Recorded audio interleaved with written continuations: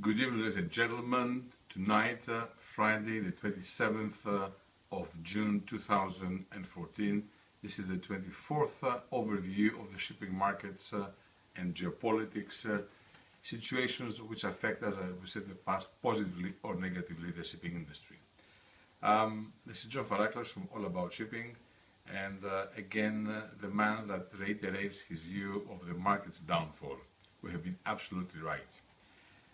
We are, as people say, very close to the rock bottom. Are we at the rock bottom? The rock bottom was, as we know, over the last 5 years, on the 3rd of February 2012 at 647, on which case we wrote the famous article, like the poem 647, the market's going to heavens. Alice, you know. Now, so we see again the 662 points of 2008. The catastrophic time when the markets collapsed from 11,747 points. Nobody expected that, although it was a common secret. Nobody ever believed it was going to happen, and it happened. The issue is that where the markets are heading now, that's a very big enigma. And the end result of this, about the markets, it's very simply the fixtures itself. The fixture speaks of itself. Again, we reiterate the view that this is the best ever market. It's a buyer's market that you can buy and construct, of course, contract new tonnage, ecological vessels, subject you have ample funds behind you, and the people that they lend you the money, or if you have this money, God bless you, they will have one day handsome capital gains when the market picks up. The issue is who can fix you. Another important issue is if, you know, people in high places or in cargo places, as I call it, people that have ample cargo to take you over. Now then, the BDI closed up, but hold your breath, just 7 points since yesterday at 831 points, which is an overall fall of 73 points since last week's 904. So that was the limit last week, the second barrier that went below the barrier of 900 points. It went even down to 824 points yesterday, Thursday, the 25th of June. Now, under the 900 points, what can you expect? It's a very grave situation. The overall fall is 1,396 points from December's 2013. Last epic market was at 2,227, as we said. This is very, very important, and you know, this is a 62.6% for those who want with accuracy to see what's going on. The BCI closed now up 25 points yesterday, but down 177 points since last week's 1,950. That was down 2,202 points since last Thursday, closing at 1,748. Today, it was yet again another day, like a few weeks ago, that this volatile size put the markets a bit up.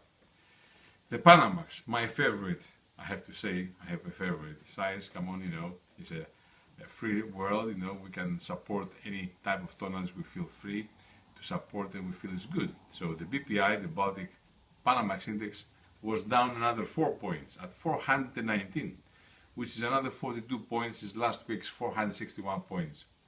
Big days here, big messages coming around. Some people will tell me that wait and see the new Panama Canal. I don't count my eggs before they are hatched, and then this is a different size altogether. I stick to the traditional Panamax vessel, and I hope, and my hopes one day will come true for, you know, for all of us in the industry. Importantly, we are under the 500 points at the BPI.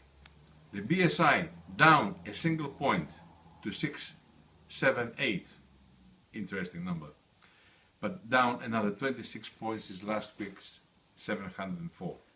Again, we are below, far below the 1,000 barrier. The BHSI minus 7 points at 420 since yesterday, and 21 points last week's 441 points. Again, we are here below the barrier of 500. The wets, a surprise, at 723. The dirty, just 1 point up, and you know, I mean the Baltic Dirty Dry Index was though 11 points up since last week. The cleans 2 points up at 522, also 11 points up since last week. Now, let's come to the crucial point, which is the points of politics. Iraq, messy as ever, and sooner or later it will spill over. ISIS, this new kids the blocks, per the American expression, I think they're very dangerous. But we have to smash anybody in this world of any religion, denomination, of any political ideology that is harming humans. It is too much to see this carnage in Iraq and in other places as well. Enough is enough. So if there is a superpower and we like to see law and order, let's do it. Okay, I'm the greatest believer. War, father of all. If you don't destroy, you cannot rebuild. But there are limits and frames within which you can do it, and under which provision you go to war today. It's not just you need two in a tango, coalitions et al. It's the aftermath, it's the end result. It's not where you throw the stone, it's what the throwing of the stone that this missile will bring up in humanity.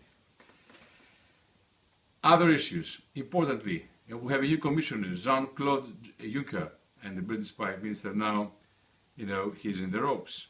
Only Panos Kamenos of Greece was supporting, the British Prime Minister's view. He didn't like at all Mr. Juncker. But anyway, here we are. China was upset with the P3 last week. Now, Yildirim, a shareholder of CAM Shenzhen, urges P3 carriers to remain and not give up there. It's going to be an interesting case. Imagine a third, fourth, and fifth group, coalitions, conference of another sort of frame, what can bring in this market. I love it. Think about the markets. The housing market in the UK might produce tremors, and so one has to be cautious. If it happens, it will be the worst than the Big Bang. The great TOC and RoRo exhibition and conferences last week, this week that has gone at Excel, was superb. Excel became again the talk of the town in the square mile. It is a must for both events to take place in Greece. And why? Greece is becoming a very big container hub to begin with, and already is the Meds and Europe's #1 area for RoRo ferries, RoRo passenger ferries, you name it. It's the #1. It is the power of the Greek islands in the various Greek archipelago. It is the presence of these Greek islands that attracts the RoRo ferries, hence development and business, advancement of tourism, maritime tourism. And this is a great ground one can have, by his side. Importantly, Greece, good food, good wine, save the masticha, go south and make it happen. The weather factor is the best. Now, we will give you until the end of September another 12 to 13 holiday tips. We start today with the first holiday tip, the island of Chios, and particularly the port of Lythi. Greece overall will attract today well above the 20 million. And we choose areas that you haven't even imagined in your life, but important areas of concern to have a great time, the time of your life.